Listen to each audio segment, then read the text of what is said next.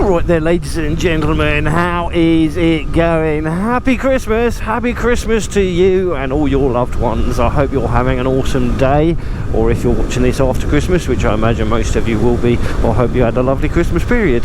No, I'm not really a Christmassy person, but that doesn't mean you lot aren't. So yes, I do wish you're a warm fuzzy one if that's what you're up to. For those of you that don't enjoy Christmas, I hope you've had a lovely day anyway, and for those of you working like myself, I am working today, then I do hope that your work shift is going okay. But yes, what is we're up to? What is it we're up to? We are here on my 8th year Channiversary, Christmas Day. Yes, been doing this silly malarkey for 8 years now, and yeah, I threw it out there on a few videos ago, saying that I would do a Q&A, and I also stuck a post up on the old Facebooks. So if you don't follow me on the Facebooks, go follow me on the Facebooks, and all the other stuff as well. Meow. That's a winner. I like it when we get a plane flying overhead. So yes, shall we crack on, shall we? We've got a few questions, a good few questions. There was a really good response, so thank you to everyone who took part. And once we've done the Q&A, I'll go through some other bits and bobs, so please do stay tuned for the whole video. Keep that bud. Drop aside. Down. Right, first things first, we've got a little message from Helen, and that is, who is the girl in the red dress? Now that a gentleman never tells, eh? And a gentleman never tells. Those that know Helen and know the story behind this, and yes, secrets. It was my mate Matt, and it wasn't a red dress. It was a hoodie, and we were having steaks when we were up at Motorcycle Live. So thanks for the question, Helen. I know you're not really that interested in my bike stuff. It's all weird, isn't it? It's all weird. So next up is TheGorillaBiker, a long-term subscriber of the channel, and also a channel that I've subscribed since he started pretty much. Fantastic bloke, a really awesome guy. Go follow him, and any of the other channels that have asked questions too. They're all wonderful. So anyway, TheGorillaBiker asks, at what point do you think this is too many bikes, and what is the deciding factor in that? Why is it that you want to get rid of those motorcycles once you've got to that number? So for me, I'm guessing there's no such thing as too many bikes, but there is such a thing as not enough room and not enough money and not enough time. So I think all of the points that you mentioned there, GB, they are all very, very valid, but the thing that gets me is really time.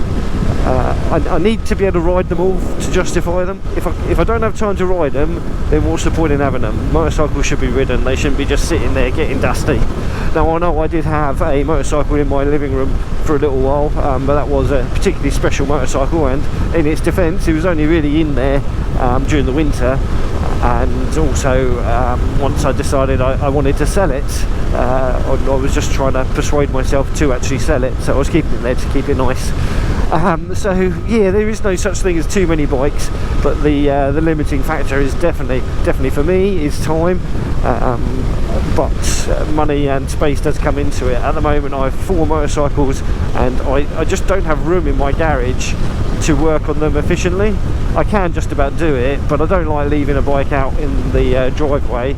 Yeah, it's just a bit tight in there for doing bits and bobs.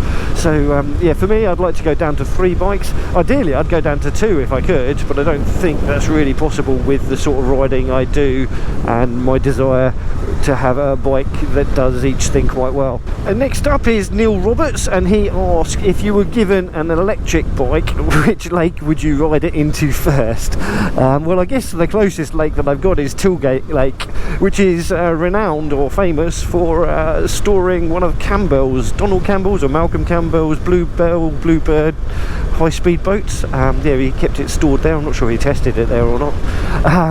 But yes, so I guess that would be the one I was going to drive it into first. Now, saying this, I am actually quite fond of the Maving. I can't remember what it's called, but the funky looking sort of steampunky semi-retro Maving thing. That it started off being a 50cc equivalent, but they've boosted it a little bit now, and it's a bit like a 125c equivalent. So if I won the lottery, and I just wanted a little bike to commute to my I don't know, my yacht on or something. If it was around the corner and not very far away, then yeah, I'd probably get myself one of them. Yeah, I'm not per se anti-electric bikes. I just they're just too expensive, really. They're a luxury, and an e-bicycle is probably a better option for the majority of people, I think, who want one. Yeah, petrol's still king as far as I'm concerned. So Ian Griffiths asks regarding some trail riding I used to do last year, where I was exploring different parts of the UK to get it done. If I'll do some more of that, yeah, other parts of the UK, and yeah, I'd love to. I really would love to, but it's a time is an issue thing. I do have quite a bit of time off work, but I have to fit in lots of other stuff, and going to different parts of the country is time consuming, obviously, but I do want to do it. I'd love to get into Wales. I was supposed to meet up with Maya last year and ride with her up on some of the green lanes up in Wales, but that didn't happen, unfortunately. Our schedules just got too booked, and I got ill, and then the weather and all sorts of stuff, but we are keep going on talking about doing that, so it will happen. It's just a case of when. And yourself, Ian, I'd love to go for a spin with you at some point, and any of my other subscribers or channels that I follow, yeah, I'm always up for it. It's just a case of whether I can sort the logistics out. So next up is a question from RRatedCustoms, another channel that I have followed for many years, 8 years in fact. So we've both followed each other's channels since I started, back in the days when I was on motovlog.com. I'm still on there. I ended up running the place for a little while, and his question is a scandalous one. He's after the drama. What are the details of you stepping aside from the forum? So I used to effectively run the forum, and earlier on this year, I gave it up. I'd had enough. But personally, I think forums are a dying thing. I think they've been dying for many years now. The groups like Facebook and other social medias all do what forums could do better in the majority of ways. They do some things worse, like the history. If you've got like a technical based forum where you're looking for advice on stuff, you can search through the back history of all the different threads a lot easier on a forum, although no one ever does. They always ask the same questions over and over again. Yeah, I mean, the forums, they're just dying. I mean, Anthony, I'm sure you can tell from the forum, it doesn't have any new members. You're the only one, along with a couple of others, that post on a regular basis, and that we could all do effectively if we wanted to via Facebook. So yeah, for me, it was just it was a dinosaur. It was a dinosaur that really is run out of a place in this world, which is a shame, because forums are quite a wonderful thing. I remember them being the saviour of my sanity back in the early days when I was in the Navy still. It was really important to me to be able to maintain contact with people I knew and loved and what have you, back in the real world of not the Army or Navy and Air Force and all that sort of stuff. Yeah.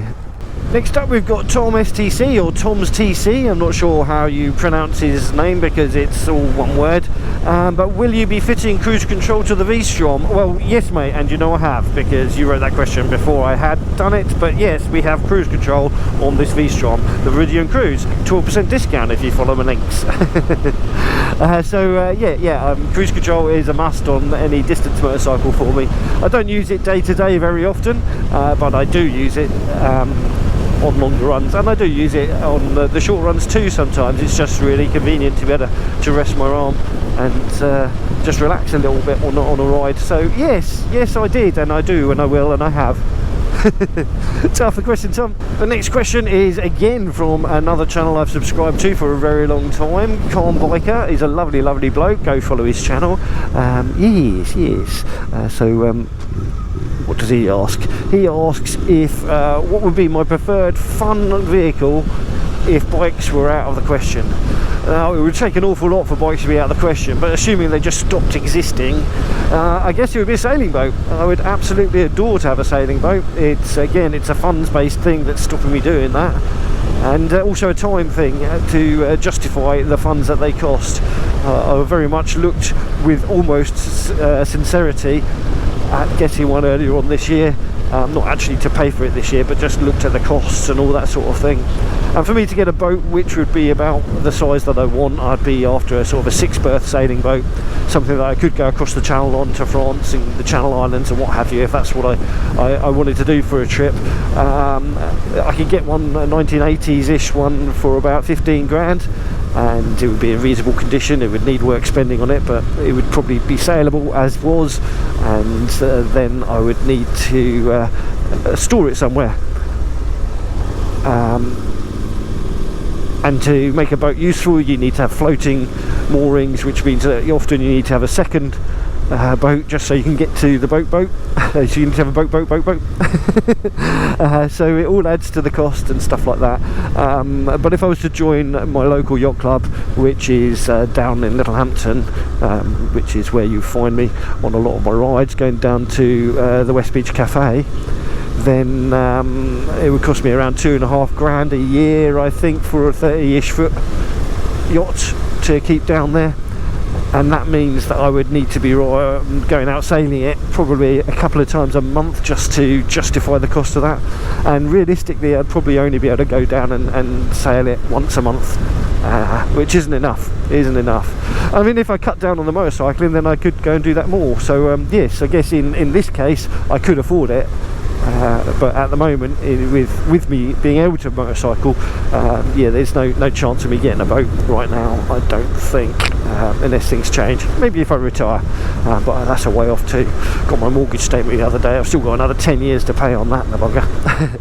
So yeah, an interesting question there, CB. Tommy, yeah, it is something that I've even thought about, like I say in the answer there. So yeah, it's a good question. That is a good question. Next up, we've got Big Dave Talks, and his question is, what 1 or 2 bikes have you got rid of that you regret or miss, and would you consider purchasing a newer version of one of them? I really only regret one bike, I think, and that was my Husqvarna SM510. It was a cracking motorcycle, that was. I loved it. It was light, so it was only about 125, 130 kilograms, 500cc, mega power, mega torque, pulled wheelies, stoppies, and just was a humongous hoot to ride.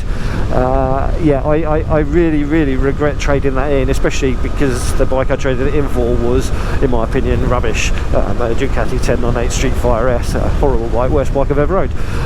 But yes, I would love one, but I wouldn't want a second-hand one, so that would mean I can't have one. I think Sherco have just launched a semi-road legal supermoto, proper supermoto. Jake the Garden Snake's got one, and although he had issues with his the first time he rode it, mind you, he did run it in on track. I guess if they were still around and they were still produced and still of the good quality era like that particular one was, then yes, I'd have another one in a snap, I think.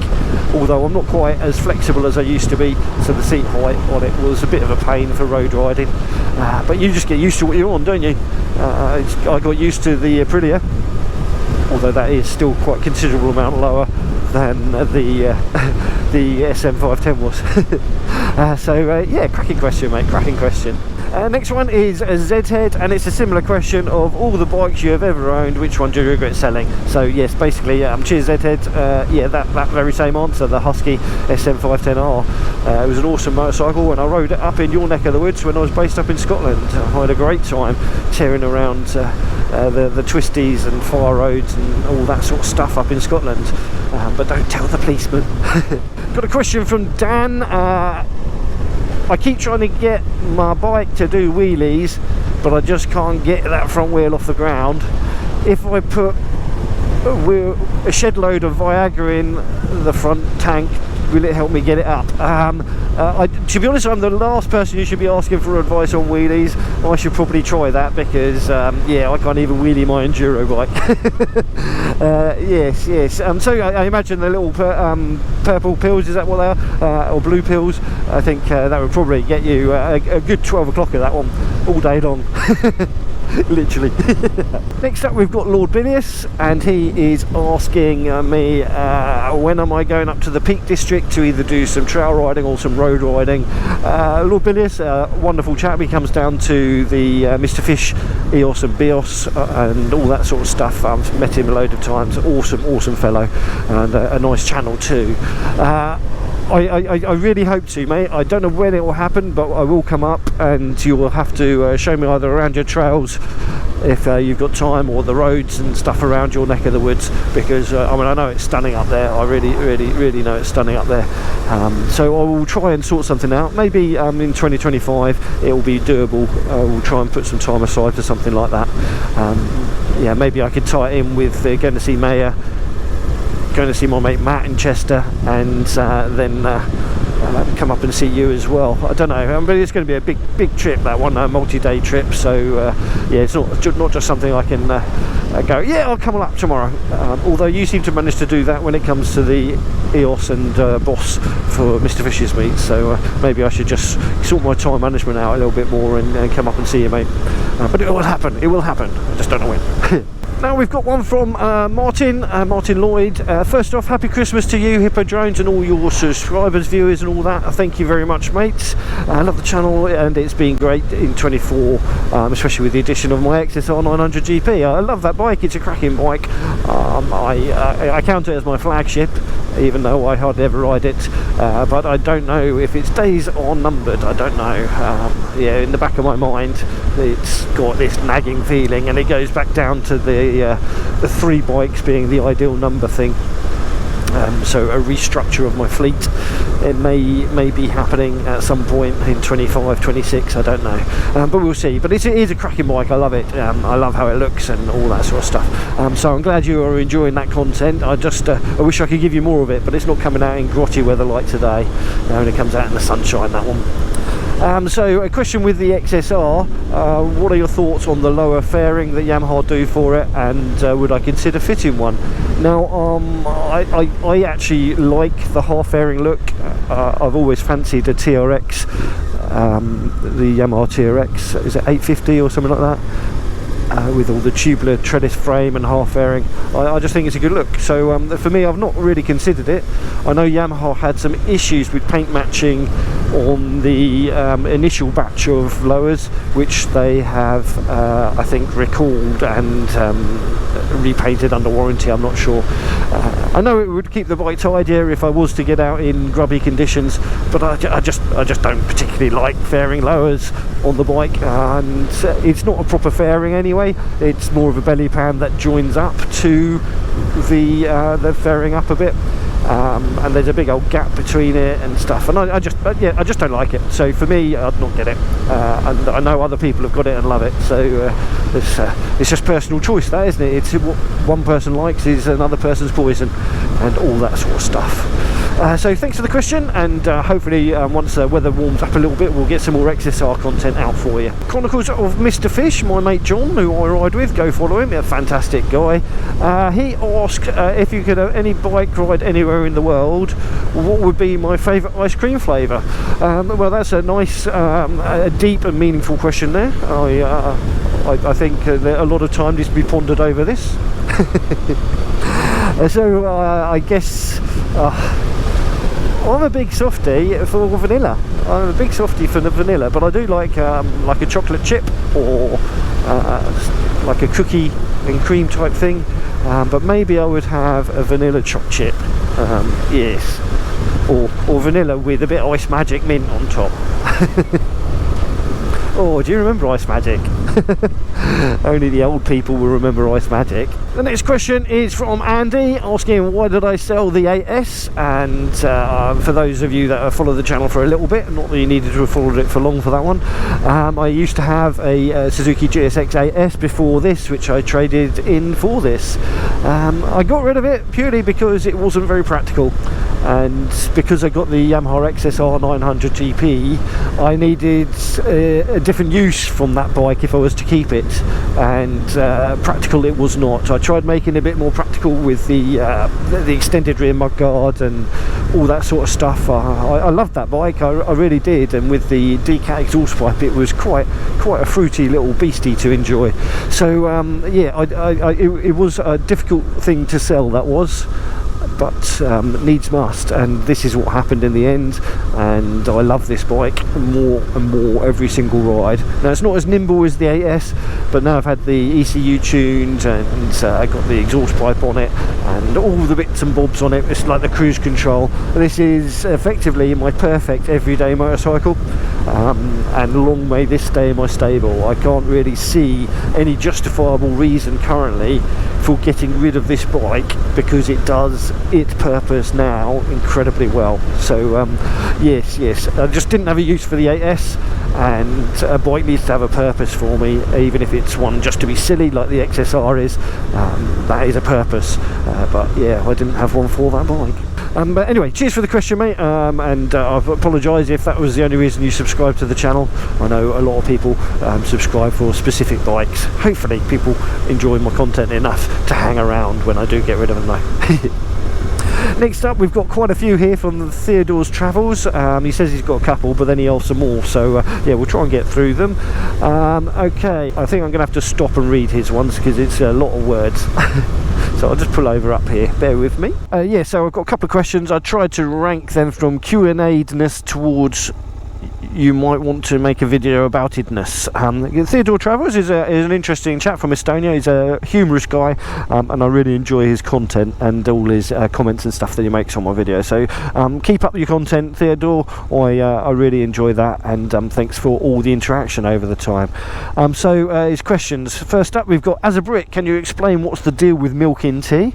Well, it depends on the tea, doesn't it? If I have an Earl Grey, I'll not put milk in it. If I have a mint tea, I'll not put milk in it, and if I have a chamomile, I'll not put milk in it. But a British breakfast tea or English breakfast tea, I'll definitely put milk in it. It makes it taste right. I don't put a lot in, just a dab.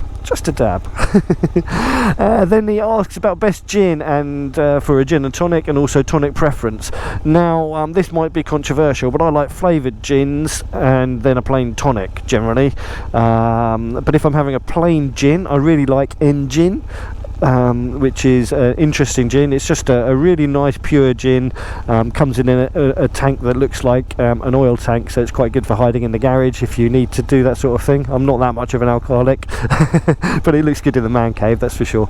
But yeah, it's a really tasty gin, that one, but it is a plain one. And then if I'm having that with a tonic water, I'll probably have I don't know, a gingery one. I quite like the gingery tonics at the moment. But if I'm going for a flavoured gin, I really like I can't remember the manufacturer, the company that makes it, but they do I think it's a gooseberry type one, I can't remember, and there's another pineapple one as well, which is quite tasty, so I like that one. And then next up we've got, will there be more Knee Down track day videos coming? I do hope so. Not necessarily on this bike particularly, because I don't think this one's really going to be a knee down bike. I really wanted to get the XSR 900 GP out on track. I think that would be really good, and I really want to get on track. I love track days, so there will be more track days coming, and hopefully on that XSR, but we'll have to see what the future brings for regarding the bikes in my garage. And next up, he says, how do you keep your feet dry in water crossings, especially if you're having to put your foot down knee deep in water? Well, I don't. I've got waterproof boots, but they're only sort of about 3 inches below my knee or 2 inches below my knee, so once the water gets above that, I generally get wet feet, and because they're waterproof, the water stays in there for the rest of the day, which sort of acts like a heating thing, because the water warms up with my body heat, but it also means that trench foot if you're not careful. So yeah, that's what I do there. And he asks, what boots do I recommend? Now, for off-roading, I highly recommend that anyone doing it wears motocross boots or proper enduro boots, because you get all the protection from them. So if the bike falls on you, or you fall badly or whatever, you're less likely to break your lower leg. But then the trouble with that is then you're going to smash your knee up unless you put knee braces on, and if you put knee braces on, then you're going to screw your hips up if you come off bad enough. So yeah, it's all transference of energy, and if you make one place safe, it means that other places are more prone to accidents. I generally just wear adventure boots, which offer a little bit more protection and torsion than road going boots. At the moment I'm wearing Daytonas, but then I've got no intention of going off-road in these. But yeah, I think they're Cities or Formers. I think they're Cities. I can't remember. Adventure boots, but they're good, but they're not as good for ultimate protection as a proper motocross boot, which you really should be wearing, and that's what I would recommend, especially to a newbie. So thanks for those questions there. I think you've got one later on as well, but we'll come to that when we do. Next up is Dereksol and Gillian-The-Pillion, and they regularly head out north, east and west for a day trail riding, but they tend to avoid going south because London's in the way of them. And does that affect my choice of riding as well? Yeah, I absolutely feel you there, although actually I tend to come north to do all my trail riding mostly because I'm down a bit further south, so all the lanes around here, around Box Hill, Leith Hill, Ockley and all that, they are all north from me. So I go in all directions. I tend to actually avoid going east just because a lot of the lanes to the east are really quite tricky, and I don't enjoy putting myself through that. I had a horrific time on my Aprilia down on the Pevensey Marshes. Yeah, just when I ride I want to enjoy myself. So it does restrict how far north I go, obviously, because it does take time to get around London, and I certainly don't want to ride through London. Hopefully we'll find a way to meet up, either you come down this way or I come up your way, and we'll get some trails in. It would be awesome to meet you guys, that's for sure. Yeah, an absolutely lovely couple, Derek and Gillian. Yeah, go follow Derek's channel. But it's just a very nice, friendly channel, and a really friendly couple as well. Yes. Thank you very much, Derek and Gillian. Got another question. This one's from Quinn Peaks. How many ice creams can you fit in your toolbox? Is that a euphemism? I tend not to put them in my toolbox. I just don't like cleaning up the mess. So yes, I imagine I could probably fit in my toolbox at the moment, because all my tools are on the floor, probably quite a few, but I'm not going to put them in there. It's a lovely view from here. It's really nice when the sun's shining, which it's very much not doing today. So this road goes down there and back round that way, and then Rikers is over there. So next up we've got MrAusadventure, and he's got a couple of questions. Which Australian motorcycle YouTuber are you looking forward to meeting the most in 2025? Oh, I don't know, that's a tough question, that one, mate. Who would that be? Well, that would have to be you, mate. It would have to be you. I'll leave you to announce what's going on there on your channel. Everyone go follow MrAusadventure if you don't already, and if you don't already, why not? He's a lovely bloke, as are all the Aussie YouTubers that I follow, Captain Cranky and that. And his other question was, when would you be riding the entire UK TET? I'd love to have a go and cross it all off, but I don't know when I'd be able to do that. I'd like to have it as a long-term goal, so I will do it. I'm just not in one go. And then we've got one from Steve, a mate of mine from olden days. He runs a company called Attention to Detail, who details motorcycles, and he does a cracking job. He actually detailed my Husky Supermoto for me back in 2010, I think that was, maybe 2011. So I've known him a very, very long time, and we had breakfast or something the other week down at the West Beach Cafe, which was awesome to catch up with him then. He also sent me a Yamaha Snood, which was very cool of him. So so go check out Attention to Detail. I'll try and put some links to all of these people down below in the description and stuff. But he asks, should you eat yellow snow? Depends on how hungry and thirsty you are, mate. But I don't think you're supposed to eat snow anyway at the best of times, because it takes more energy out of you to keep your body hot than you get from having the water. So you're better off, I think, just not. And if it's yellow, it's not going to taste very nice, is it? Certainly not if it's mine. It'd be like Lucasade fizzy beer. Yeah, don't eat my yellow snow. He also asked if I won the lottery tomorrow, who would I get on the phone to call to mintify all my bikes ready for Christmas. Well, I would definitely give him a shout, because he did a cracking job, although it's already Christmas, so it'll have to be for next Christmas now. Next up we've got Epic AdamMotovlogs. Would you let Santa come down your chimney? Well, I'm not being a very good boy, so I don't think there's much chance of that this year. I keep on doing naughty things, yeah, it's not that I wouldn't let him. I'd try anything once, but yeah, I just don't think he wants to. He's probably scared he'd catch my cooties or something. Next up we've got a big one, so I will wait until we get down to the car park at Rikers. Yeah, so markonemoto is another long-term subscriber of the channel, and a cracking bloke, really cracking awesome bloke. And he asks, Pete, firstly, who was the lady in the rather fetching bikini on your phone background? I missed nothing.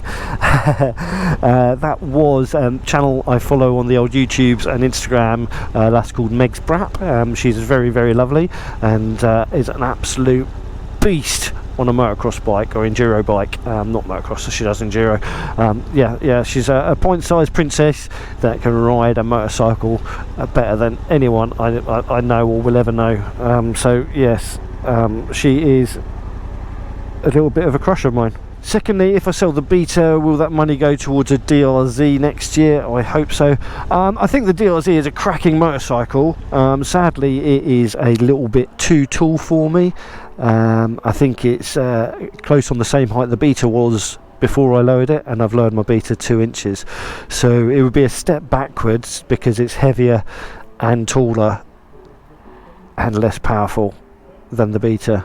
So I don't know. I'd love to have a go on the DRZ, because I think it is awesome that we finally got it back again, but it's not quite the bike for me, I don't think. Never saying never, but yeah, I think the DRZ is awesome, but I just can't see it being in my garage. I did think about it for a little while, but seeing it up at the show sort of nailed in the coffin, that one for me. Thirdly, what's your favourite shed bar beer?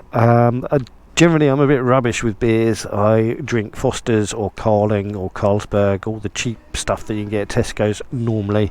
I do like some of the more fancy lagers and what have you, but generally if I'm in my shed and it's the sun shining, I'll be a gin and tonic man, and we've already covered the gin and tonics with Theodor's questions.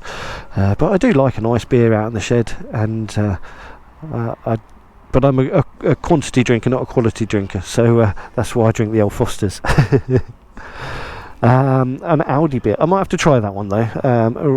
Rheinbacher, I don't know how you pronounce that, from Audi. I don't shop in Audi very often, tend to go to Tesco's, but we do have an Audi, so I might try that one out. Fourthly, you've owned so many bikes over the years, it can never be a bad thing, but if... oh, and that's it, that question fell over. I don't know if that's it, if I could only own one bike or what.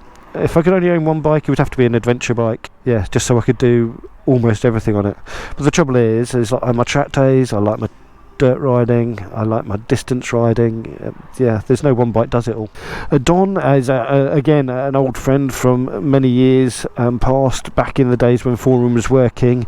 He used to run an MG forum, which I was on, and also another forum called the Biker Cafe, or Bikers Cafe, which I think is still going, sort of. It's more of a blog type thing now, where he puts up bike reviews and stuff. I'll try and link to it down below. It's quite interesting, the stuff that's on there. Lots of different motorcycle reviews and stuff. So where do you see... how many bikes have you had in total? I'm not sure exactly. I've lost sort of count recently, but at the last count it was over 30.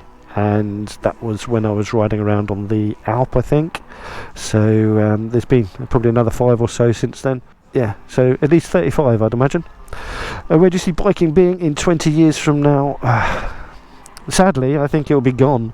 It'll be gone, except for a bunch of old beardy weirdies clinging on to the last petrol bikes that they can. I don't really... electric bikes have a place and they will do a thing, but I don't really count them as motorcycles. don't know why. It will be very, very different. And with this nanny state that we live in, what sort of a bike would it be anyway? I mean, they wanted all this radar, anti-crash and automatic brakes and stuff like that. They're generally making bikes, these sanitised, bubble wrapped things of soulless, no joy. Sadly, I think bikes are going. I think they're going. We're the last of them. Are quick shifters a waste of time? No. Up and down quick shifters I absolutely love, and I would happily have one on every single motorbike I've got. Final question from Anthony, from Don, is, are Chinese bikes now better than their European counterparts? They're certainly getting there. I've never owned one, so I couldn't tell you what they're like to live with. The CF Motos are looking great, but what's happened with a lot of Chinese bikes is they make them for a couple of years, stop making them, and then they stop supporting the parts, and then they'll make something else. So that's why no one will take on an old Sinis, do work on it, because they just can't get the bits for them. So I don't know really what's going on there. I do hope that they improve, but I hope I never own one, because I don't particularly like the country with their moral standing and stuff. But everything we buy, this phone, my motorbike, it's all got Chinese bits in it, hasn't it? So the last one, I think this is from Theodor. Yes, this is the last question. So imagine a hypothetical situation where you are free to travel anywhere you want with any bike you would like, and you'd hypothetically choose to go to the shore of Castle Mill Stream in Oxford, and the bike you'd hypothetically choose would be Boss Hoss. I think that's a big old V8 type thing with a big block engine, and the hypothetical bike would be painted in black and gold and have tiny crystals embedded into the frame. I like the style of bike already. The tyres would be relatively new with quite a bit of tread left, and you'd still have more than half a tank of gas. And after you've done that ride and you return home and see that the sun has not quite set yet, so it's just the perfect time for a light supper, and hypothetically you'd choose to make a ham and cheese sandwich, then would the ham be on top or the cheese? Well, I'd like to do one of each, mix it up a bit. I don't like getting unbalanced in the force, so you've got to have a bit of yin and yang. Right, I'm going to go get myself a brew, so I'll catch you in a minute. Right, well, that was a very awesome bit of cake and a cup of tea, and perfect timing for us to finish them questions off. So thank you to everyone who took part in the Q&A. It was great to get your questions, and I hope my answers were satisfactory for you. Well, what a fantastic 2024 it has been. There was so much bike stuff going on. I've really enjoyed it. And I must thank you all for coming along with me throughout all my rides and days out and stuff that I've done on the channel. So thank you so much for all your comments, likes and interactions, and for all the same on the social medias as well. So please do go follow my social medias if you've not already, links down below. Once again, thank you to all the people that took part in this Q&A. If you enjoyed their questions and they've made a comment below, please do give their comment a thumbs up, as well as this video. I'm sure they'll appreciate it, and I certainly will. And if you have any questions because you forgot to ask, even though I asked 3 times, drop them down below and I'll answer them as I would if they were just a regular comment. But yes, happy 2024 Christmassy stuff, happy new year. Hope 2025 brings you all the things in joyful, happy motorcycle shenanigans that you want them to. And yes, long may your happiness continue. So anyway, I guess that is just about it, isn't it, really? I don't need to tell you all to subscribe, because you're all subscribers already. No one else is going to be watching this one. So if today is Christmas Day and you're watching it, I hope you've had a lovely day. If you're watching this after that, either in 2025 or in the in-betweeny bit, I do hope you had a very happy holiday period, and I wish you all very much a happy 2025, and everything occur in it that you want. May your wheels keep turning and your tyres have infinite grip. So I guess it is it. I don't know how to end this video, so I'm just going to do it right now.